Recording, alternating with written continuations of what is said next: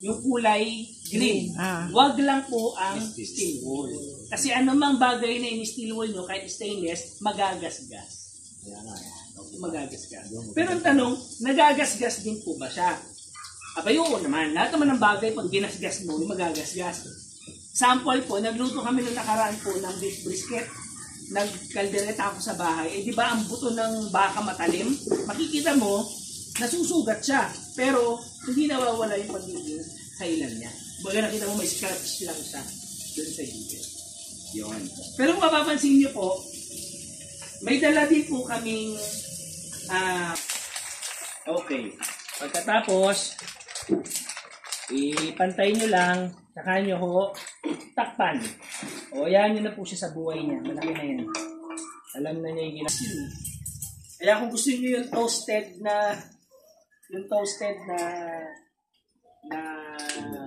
inihaw, eh ma-achieve niyo po yun kung merong involved na mantika.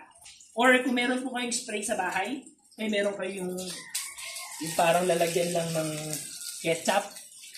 Lagyan niyo lang po ng konting mantika. Luto kong biko dyan. Minsan po, mayaman ng meron talaga. Eh kaso kung mabata po, tamad na. Yung tunay na pagkaano napapansa. Po ako mahilig sa Pilipino at sweet style. Kaya po ang aking binibili ay creamy cheese. Yan. Malinam lang po kasi. Malinam lang. Pero hindi po siya mapula. Yun ang problema. Kaya pong ginagawa para may puwersa ka, makikita nyo po, lalapot yan.